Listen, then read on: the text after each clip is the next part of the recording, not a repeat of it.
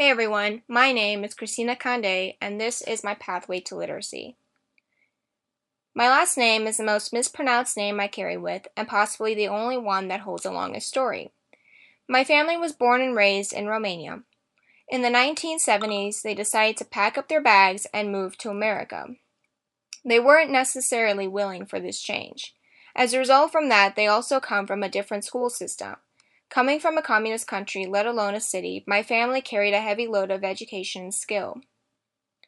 From as young as I can remember, my mother played Andrea Bocelli, Mozart, and the occasional podcast of incoming news and newly developed science.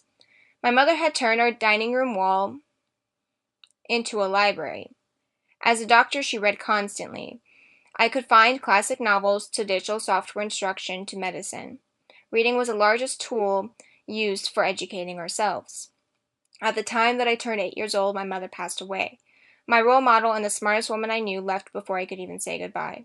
I knew I couldn't disappoint her, so I vowed that I would carry her knowledge and ambition with me. I remained with my blood family, her sister, or my aunt adopting me. My family never gave up on providing education for me. In fact, my grandma would take me away every summer to stay with her. She would tell me Romanian stories that held a great sense of humor and intellect while challenging my mind to think twice about the underlying joke.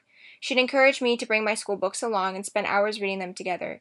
We would then discuss either the history of the world, the inventions over time, or the greatest authors and their sense of writing style. In fourth grade, I would diligently pull out my grammar book from my locker at the end of every school day. I'd have my locker neighbor ask me, "What are you doing? Do we have English homework?" And I would say, "No, but I want to read my book." And it wasn't a fancy story either. It was literally just grammar. But nevertheless, I would go home, sit down in my room, and read out loud lessons that we haven't touched base yet in the classroom. I'd love to get ahead of the game. I think I just enjoyed knowing the answers, too. This continued all the way into high school. By the time I reached my teen years, I became exposed to a new realm of literature, which was young adult fiction. I grew a love for reading the genre, and especially the genre of fantasy.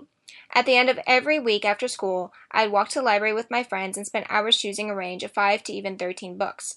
I would go to bed reading a book fascinated by the world that I stepped into. Words became alive on the page, and I was either a fairy queen or just another girl in high school. And when I'd wake up, I would continue the story again. Novels, poetry, and scripts became an art to me. I think it always was, but it was during my adolescent life that I came to the realization of deeper meaning, context clues, and various writing techniques.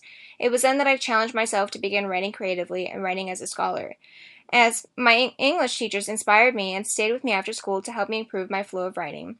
They were the ones that brought a deeper sense of literacy to my knowledge.